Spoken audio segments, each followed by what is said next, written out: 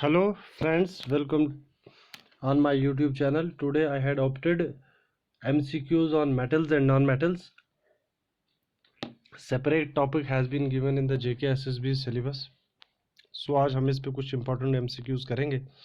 Let us start. First है biology से question रखा है मैंने एक दो, उसके बाद सारा फिजिक्स ही है. Term ecology was coined by Ernest Haeckel ने इसको दिया था पहली बार. सो ये टर्म जो है अर्नेस्ट हैकल ने दी है. Deficiency of which vitamin causes night blindness, यानी शाम होते ही उस बंदे को जिसको इस विटामिन की कमी होती है धुंधला और या कम नज़र आता है, तो ये है विटामिन ए, जिसका साइंटिफिक नेम है ज़ीरोप्थेल्मिया. हमारे पास टोटल 13 विटामिन है, जिसमें से ये 13 के 13 इम्पॉर्टेंट है. एक तो इनका साइंटिफिक नेम और इसके साथ कौन सी बीमारी होती है. और अगर पूछा जाएगा who is the father of vitamins, तो कैसर फैंक है. कैसमीर फंक 1921 में इन्होंने इसको खोजे थे विटामिन को, विटामिन ए और बी को. उसके बाद है what is the SI unit of heat, और ये जूल रहता है. Next, electric fuse is made up of lead and. Electric fuse जो होता है, गर्मी में हम जो फ्यूज लगाते हैं, ये किससे बना होता है. ये लेड एंड क्रोमियम से बना होता है. ये एग्जामिनर पूछ लेता है. High temperature and low temperature and high resistivity इसकी होती है. जो ही इस पे टेम्परेचर बढ़ता है और ये उड़ जाता है ना, ट्रिप कर जाता है, सर्किट को ब्रेक कर देता है और वायरिंग को या हाउस के अंदर या किसी भी जगह जहाँ लगाया जाता है वहाँ पर इलेक्ट्रिक शॉर्ट सर्किटिंग से महफूज रखता है. Which is a metal element liquid at room temperature. यहाँ पर पूछा जा गया है कि कौन सा मेटल ऐसा है जिसको हम रूम टेम्परेचर पे 4 डिग्री सेंटीग्रेड पे अगर रखते हैं तो वो बन जाता, वो भी तब भी मेटल ही रहता है. वो है मरकरी. लिक्विड फॉर्म वाला मेटल जो पूछा जाएगा वो मरकरी है. और उसके बाद the process of extracting mercury from it is ore. यानी देखो हमारे पास थोड़ा सा इधर डिस्कस करेंगे. हमारे पास जितने भी मेटल एलिमेंट्स हैं इनको ज़मीन से निकाला गया है, मिनरल्स रॉक्स से इनको निकाला गया है.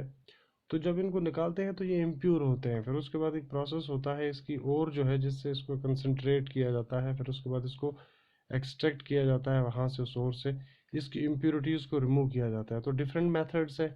यहाँ पर इंपॉर्टेंट वन का पूछा गया है कि the process of extracting mercury from it is ore, यानी मरकरी की ओर भी यहाँ दिखाई गई है, किना बार है. In the presence of strong heat is known as roasting. in the presence of strong heat and oxygen, in the presence of strong heat यानी ऑक्सीजन की मौजूदगी में जो हीट हम देते हैं और उस स्ट्रॉन्ग हीट जिससे जाकर ये अपनी ओर से अलग निकल आता है, इसको बोलते हैं roasting. Process is known as roasting. अगर in the absence of oxygen पूछा जाए, the process of heating an metal और to extract an metal in the absence of oxygen is known as calcination. जिस तरह से एल्युमिनियम को उससे extract किया जाता है उसकी ओर बॉक्साइट से. Metals are generally electropositive. इसका मतलब ये है जब भी मेटल्स को इलेक्ट्रिसिटी का इलेक्ट्रिक करंट या इनको किसी दूसरी चीज़ के साथ मिलाया जाता है, ये पॉजिटिव चार्ज गेन करते हैं और लॉस करते हैं नेगेटिव इलेक्ट्रॉन्स. तो इसीलिए इसको बोलते हैं metals are generally electropositive. Which metal can be cut with knife are just like cakes. ये मेटल है, कौन सा मेटल ऐसा है जिसको हम चाकू से भी काट सकते हैं. देखिए ये इंपॉर्टेंट है, ये है sodium and potassium. Which metal is a most reactive in nature. देखिए मेटल्स की अगर हम डिटेल्स में पढ़ेंगे ना तो इसमें हमें कम से कम एक दो पार्ट्स लाने पड़ेंगे. लेकिन मैंने MCQs लाकर थोड़ा समझाने की कोशिश करूँगा कि मेटल्स जो हम कुल मिलाकर हमारे पास 112 मेटल्स हैं, इनको डिवाइड किया गया है, सब के सब को एलिमेंट्स हमारे पास 112 है, इनको किया गया है divide into metals, non metals, फिर उस इन बिटवीन जो होता है वो मेटलाइट्स. सो इस तरह से हमारे पास ये इंपॉर्टेंट टॉपिक है metals and non metals. May be इनमें से सिलेक्टेड ऑब्जेक्टिव्स में से भी कुछ आ जाए या डिस्कस किए हो में से भी कुछ आ सकता है. विच मेटल कैन बी, ये प्रीवियस ईयर्स में पूछे गए हैं. तो अब याद रखना है हमने कौन सा मेटल है, ये है सोडियम एंड पोटेशियम को हम काटते हैं चाकू के साथ ही। Which metal is most reactive in nature. अब मेटल की अपनी एक रिएक्टिविटी सीरीज होती है। सबसे ज़्यादा पूछा गया है कौन सा मेटल जो है, औरों के नाम दे के होंगे, जिस तरह कैल्शियम होगा, मैग्नीशियम होगा, सोडियम भी होगा और पोटाशियम होगा। मोस्ट रिएक्टिव जो है वो पोटाशियम है, उसके बाद कैल्शियम आता है, उसके बाद सोडियम आता है, उसके बाद मैग्नीशियम आता है। इस तरह से कर कर लास्ट पर हाईली हो गया पोटेशियम के, और सबसे नीचे AU यानी गोल्ड, जो रिएक्शन बिल्कुल कम या दिखाता ही नहीं है। सो इस तरह से आप इसको याद रखेंगे। मोस्ट रिएक्टिव जो है वो पोटेशियम है। Heating element used in heaters. वो जो हमारे घर में हीटर होता है उसके अंदर जो तारें बनी होती हैं, और कौन सी तारें होती हैं, तो याद रखने वाली बात है निक्रोम की।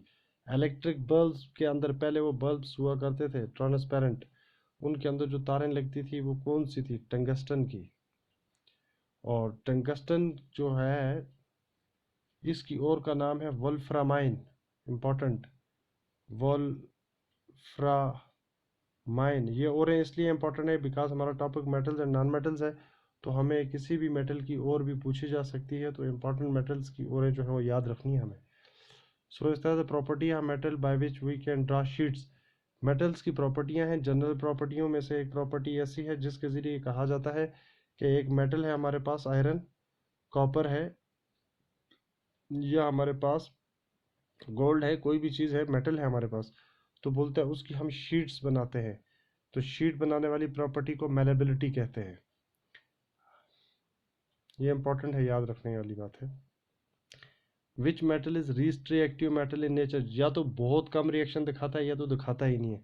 सर गोल्ड देखो, जब भी आप गोल्ड स्मिथ से गोल्ड लेते हो वो इसको सल्फ्यूरिक एसिड में उसके साथ इसको रिएक्ट कराने की कोशिश करता है, आपको जो चेक करके देता है। अगर ये डिजॉल्व हो जाता है, इसका रंग वहाँ पर गिर जाता, या ये पानी के अंदर इसका रंग चढ़ आता, तो इसका मतलब ये है गोल्ड जो है इम्प्योर है।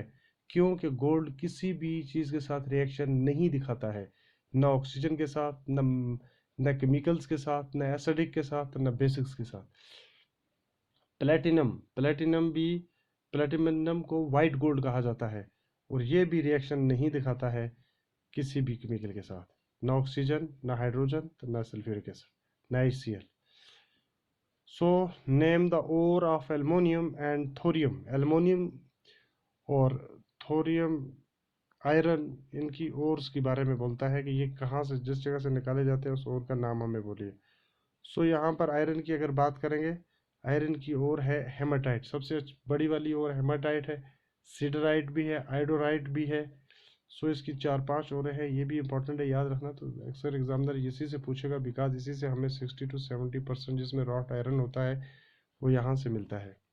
साइडराइट जो है वो उसमें से हमारे पास पिग आयरन या रॉट आयरन निकलता है, जिसमें इंडिया लीडिंग प्रोड्यूसर है। तो एल्युमिनियम की ओर है बॉक्साइट, और थोरियम की ओर है मोनाजाइट। ये पाया जाता है केरला में।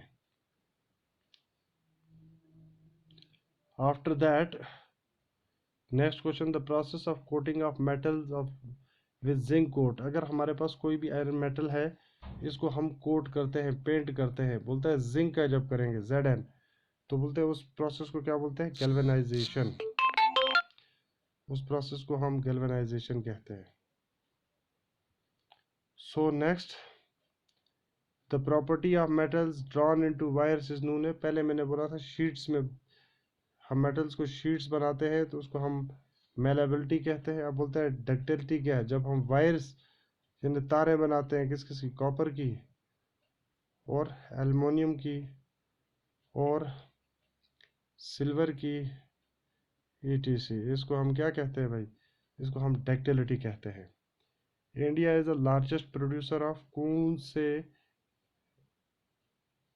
चीज़ में, मिनरल्स में इंडिया जो है पहले नंबर पर है वर्ल्ड में। 60 to 65% ऑफ शीत माइका। स्टेट जो है जहाँ ज़्यादा होता है आंध्र प्रदेश। इंपॉर्टेंट है, याद रखने वाली चीज़, इसको आप याद रखते जाएंगे। स्टैटिक जीके होता है, याद ही रखना पड़ता है। What is the symbol of potassium. अब इनके सिंबल्स भी हैं।